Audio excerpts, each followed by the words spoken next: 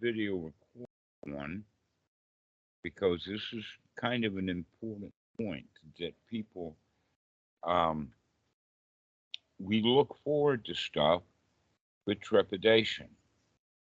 Like I said, why do people go to the doctor? Well, they feel bad. And so then they feel bad about going to the doctor. But in fact, often they will try to impress the doctor. Right? And so we do that for all kinds of things. So the reason for you going to the retreat, what's the point? What's the point of doing a retreat? What do you want out of it?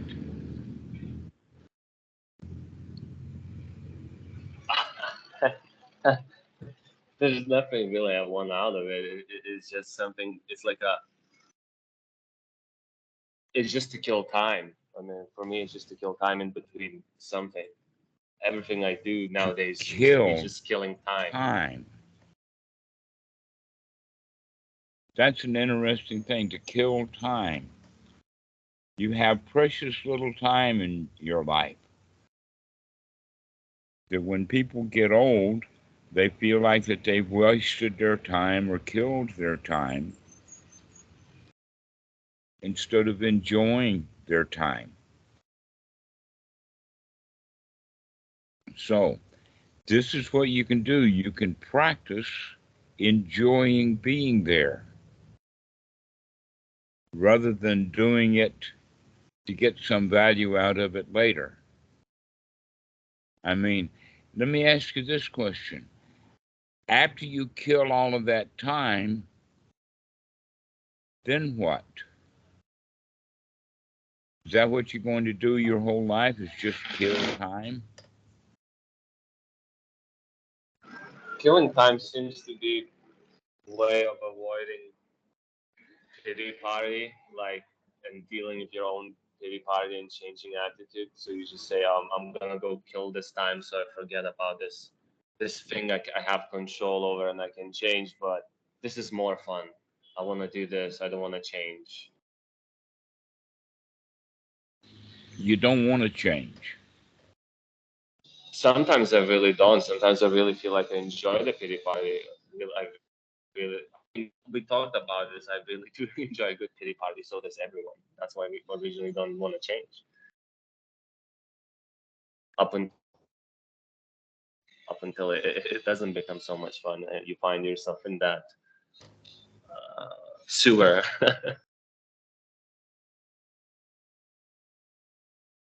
Well, that sounds like a marvelous thing, to be already okay. Are you already okay? You don't want to change anything.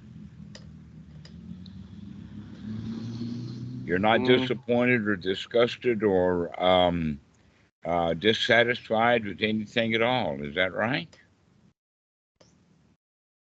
Not so right. I mean, that's what I mean by pity party. Sometimes you're okay with it and you're not really disgusted. You just understand. And then other times you're judging it and being disgusted with yourself and shameful, and two different attitudes to look at it. All right. Is that going to be happening at the retreat? I don't know what's gonna come up on the retreat because I'm not there. My practice, I can definitely say that practice always gets me out. Eventually, it doesn't matter. It doesn't take me long to get out of those slumps any longer. It might be a day max, and a day is the worst I probably been doing, is where I really get upset for like maybe half a day.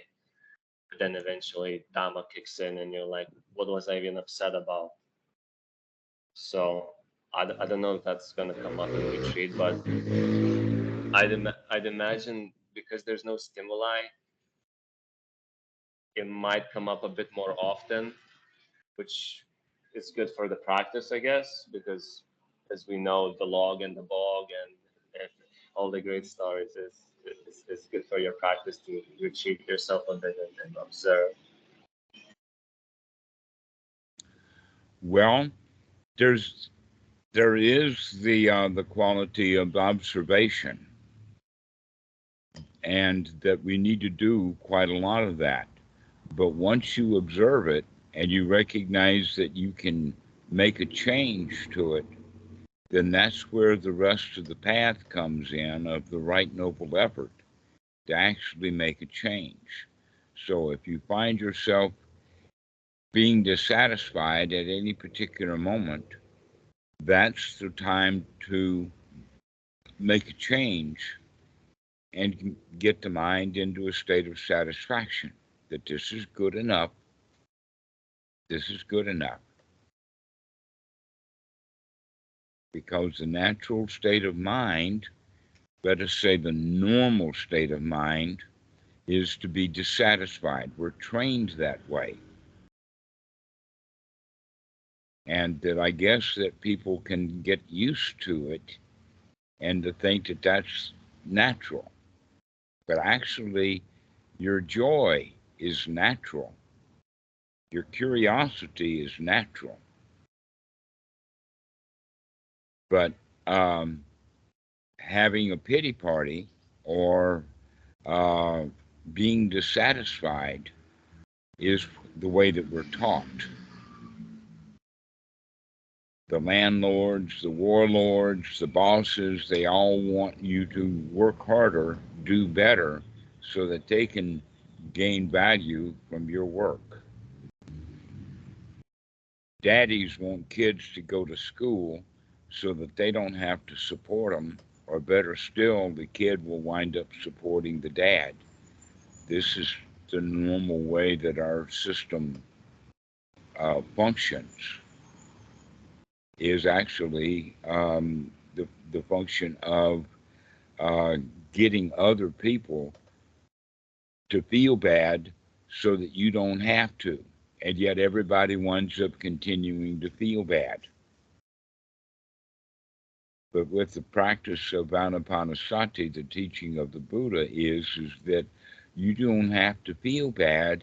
It's a choice that you make. And we started making that choice when we were a child. And so if you're going to go do the retreat, the best thing to do is to go to the retreat with eagerness, with satisfaction, with the plan to get yourself into a really good state, to gain some skills, to be in a really good state. All right, to be in a state of satisfaction, to be in a state of freedom, to be in the state of the mind feeling satisfied and successful, like you were a winner.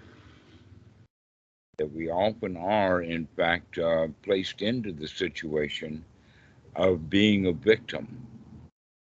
We were born a victim. We were raised as victims by victims. Everybody's a victim to the government. Everybody's a victim to the taxation. Everybody's a victim to having to have a job and to work and all of that. And that a lot of people then will get used to being a victim, not recognizing that they have a choice to come out of that victimhood. And so this is what you can do when you're over there practicing at the retreat, is to practice coming out of your victimhood into the state of being a winner. Like, wow, this is great. Would you rather come out of the retreat thinking that you have killed time, or come out of the retreat thinking, wow, this was great?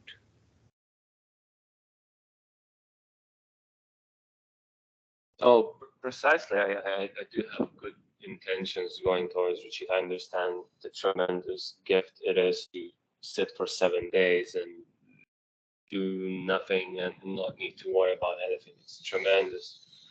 I think I think is that victimhood for me. A question would come up is, you say we come into as children, but I find a lot of my victim is from my own guilt and my own shame. It's no longer to do with anything with other people. It's more to do with my own creating of guilt and shame, and continuously creating more of it and more of this new evidence.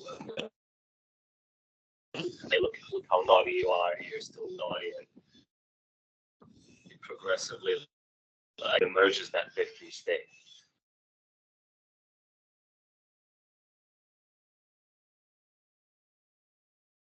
Well, this is my advice to you, is to go to the retreat with the anticipation that it's going to be enjoyable. That you can go to it, you can learn some Dhamma, you can practice having the mind in a good state. You can see where the mind is on a normal basis and then make a change.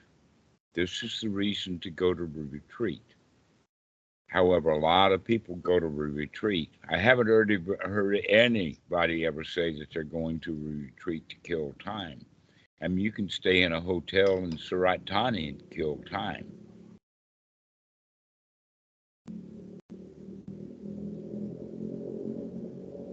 That's precisely what I'm doing right now. Yeah.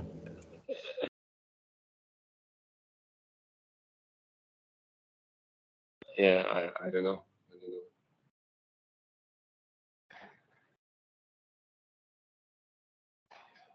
Like it's the same thing. If somebody asked me like why I'm here, I couldn't answer you single-handedly. I couldn't answer. If I would say I'm traveling or I'm enjoying or yeah, that's all true. But just living my life, I guess. I don't know. I wanted to ask you another question. It's probably the last question I'll ask is, as far as highly sensitive people, how much of that is actually born into us? Is there actually people who sensing more directly, empathetically other people's emotions and states? Because I find myself recently realizing that most of the time I don't even feel bad. It's the other people feeling bad, and then I tune into that.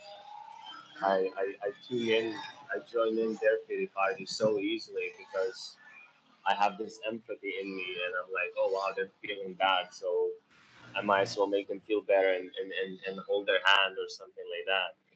Well, I don't know. making them feel better is not the normal way of compassion. Normally, misery loves company. And so when they want to feel bad, they enjoy that you can feel bad along with them. There's an interesting issue about the word sensitivity because it's got two different diametrically opposite uses. One is the sensitivity of when they feel bad, I'll feel bad too. But that only is because you've got a good skill going of feeling bad. And so you're jumping into it really easy. And they call that sensitivity. But another way of being sensitive means to be very alert, to watch what's going on. And most people are not sensitive because they're not looking at what's really going on. They're busy having their own pity party inside. And so when you find somebody having a pity party, you say, okay, that's my turn too. I can go have a pity party right out in the open instead of having my pity party in the mind. And so misery loves company that way. But like a therapist, you can be sensitive in the sense that you can see somebody is in misery and suffering, and then you can do something to bring them out of it. Get them to smile. Get them to enjoy the moment.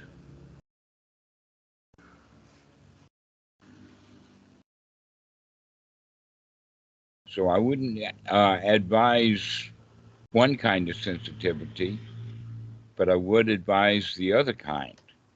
in the sense of being alert. Watch what's going on. See what's happening in the sense of um, when things are happening that are like you've heard the expression, the slings and arrows of outrageous fortune, or that if you get you're not watching what's going on, you can get hit. But that's in fact what the major point of martial arts training is really all about, is to see what's happening so that you can avoid it. And so most of the slings and arrows of outrageous fortune actually are verbal, not physical. Can you avoid them too? Can you see the insults and all that's coming? Perhaps you're told what to do. That, for example, when people give up their laptops and their cell phones and their um, books and whatnot at a retreat, many people, they don't like that.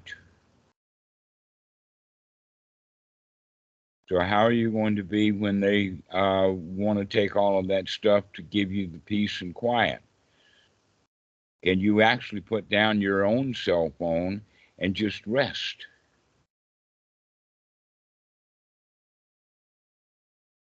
But that's what you can do, is you can just rest and enjoy the retreat. Just sit there with the idea and the thoughts, oh, there's no place to go and nothing to do. And wow, I feel comfortable. I feel relaxed. I feel serene. Everything is okay.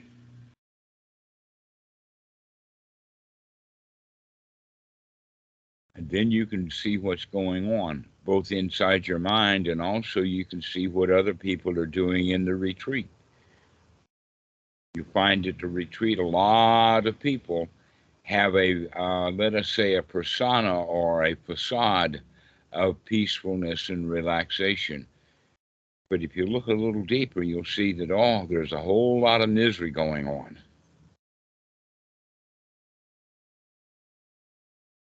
But you don't have to buy into that misery. At the retreat, it's not your job to deal with people's misery. That's the job of the volunteers and the coordinators and the people running the retreat. But you can go with, wow, I'm glad I'm not in that misery state. Wow, I'm killing time happily.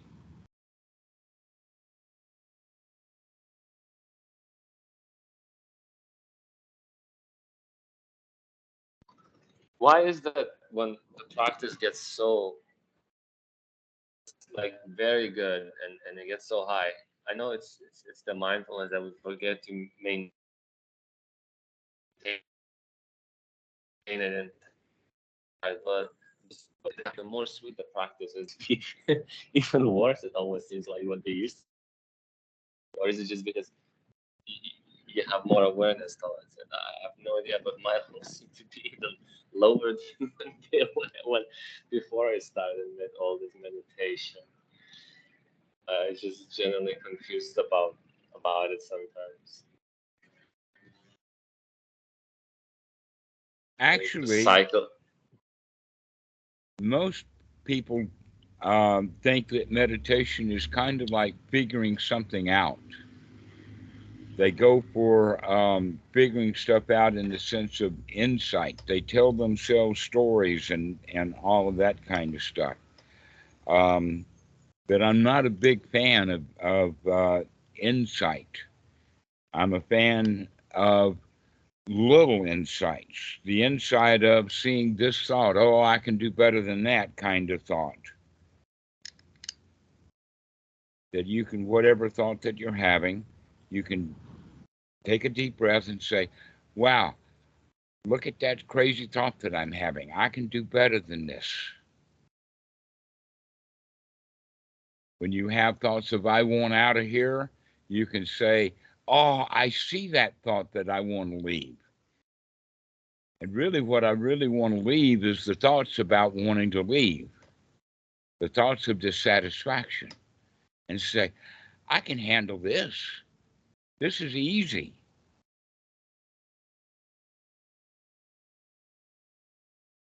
So cultivate that skill of taking it easy. Everything's really all right.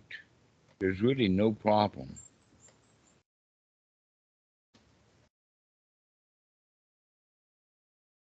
You don't have to kill time. You can make it your friend. This present moment. Wow, what a nice moment this one is. I hear expressions like you use the word kill time. I've heard people say, oh, I'll have to make time. Like I'll mention the video. Have you seen that video? Oh, I'll have to make time to see the video. Right? Other people talk about time in the sense of spending time. But it's really interesting. You're talking about killing it. And a better way of looking at it is just to enjoy the time. Enjoying the time itself rather than enjoying a movie while you're killing time, making the time pass away. So the practice then is going to make the mind enjoyable, curious, interesting. Look at the thoughts as if they were curious and interesting. Another issue about that is a lot of people think that their thoughts are theirs. My thoughts. What is your opinion? And the fact is that almost all of our opinions and all of our thoughts were borrowed from somebody else. Political opinions almost always are borrowed by listening to news and commentators and all kinds of stuff, and then forming our opinions. But the opinions didn't have to be formed. They were given to us already complete. But they think that it's my opinion now. And so one of the things that you can do when you have those thoughts coming up is you can have the response to that thought of, oh, that's not my thought. Let me, in fact, borrow some thoughts from people who are happy. Let's have some happy thoughts. You've heard me have happy thoughts, so you can remember to think like I do. Everything's all right. Everything is fine. Not a worry in the world. This is how to go to the retreat, is make this moment your friend. Rather than killing time, you can make friends with time.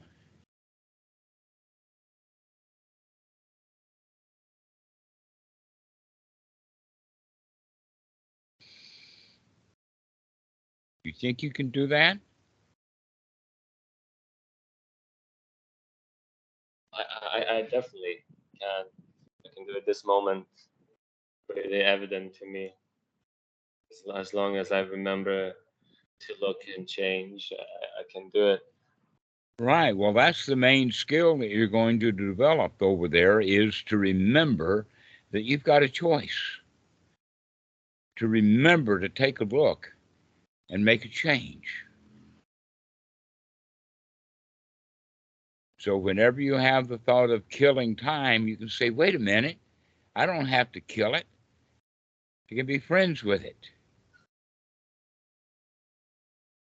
But the choice, it comes like from a lot of confidence, and there's this underlying lots of shame and guilt that tells you like you don't even have a place in this world. That's why I feel like I'm killing time. You feel like you're not. You feel like you're not meant to be here, but you don't. But you realize that that's not even your own thought. It's just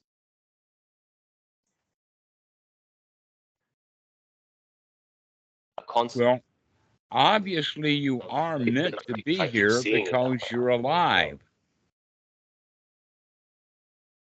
You're alive. You're not lunch.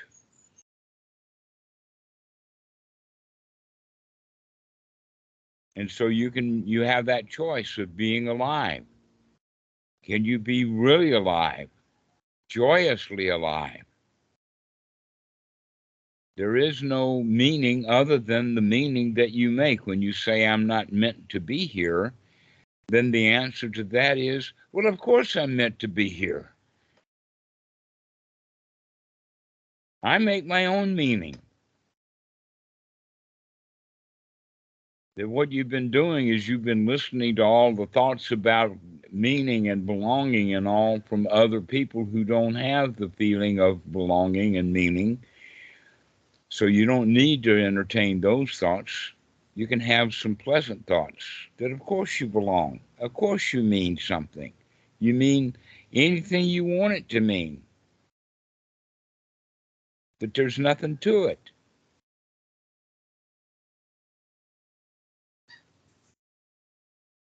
You've heard the expression mind over matter. If you don't mind, it don't matter. Well, the same thing is true with meaning. It's mind over meaning. It don't mean nothing if you don't mind.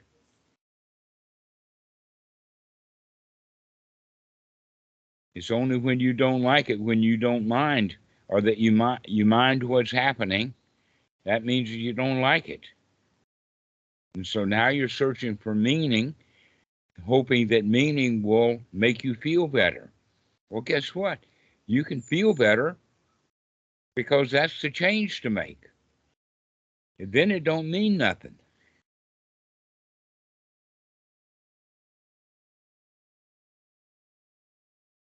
So your choice. You can go to that retreat and just enjoy it. When the mind gets into disappointment, you can say, aha, I see that, and I can make a change. You can gladden the mind, brighten the mind, come out of the misery of victimhood into, I've got this wired, I can handle this.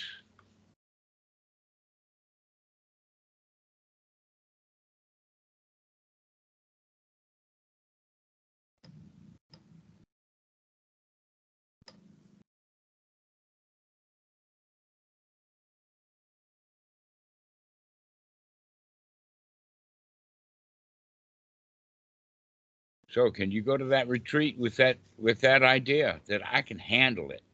It's going to be fun.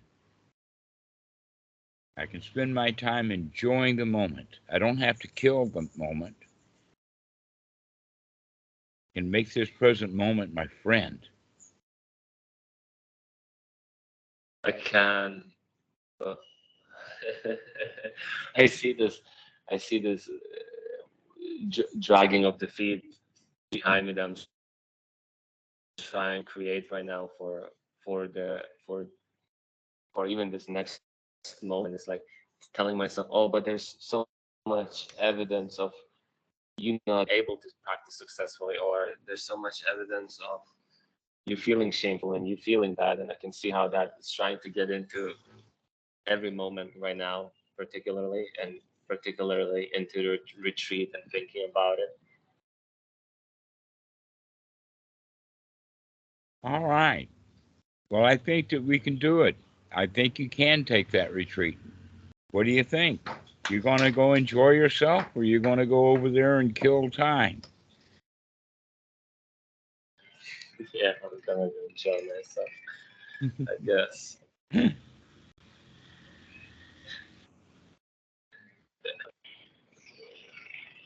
All right. Well, here's a question for you. What are you going to do after you kill the retreat's time? What are you going to do after you get out of the retreat? Are you going to be a murderer of killing time, or are you I going to don't be know. on top of the world? I'll be well with like no money and nothing.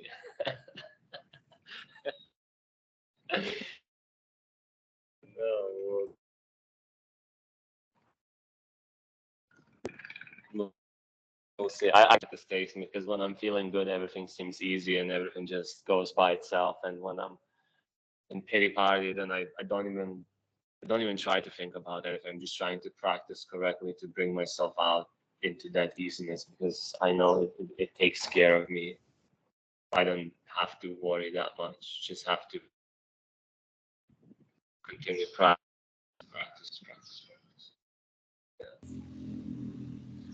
All right. Well, I invite you to come over and visit after you get out of the retreat.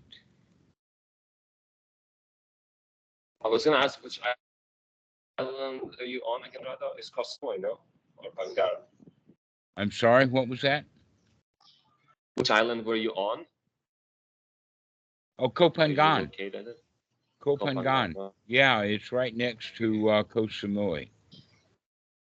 If there weren't houses and trees in the way, I could see it from here. Okay. Very close to Yeah, Koh I'll Samui. stay over A lot there. of boats coming, catamarans. I think the ferry doesn't go back and forth between the two islands anymore, but they still have Lung Praya. That's probably how you got to Koh Samui, or that's how you're going to get to Koh Samui from Surat Thani. So the same company. Okay. All right. I will contact you once I get out of the out of the All site. right. Well, you're invited over. Thank you very much. All right, Take care. Karl. Well, good luck in your retreat. Remember, it's up to you. You make the change from killing time to enjoying the moment. Always, yeah. Thank you. And we'll see you.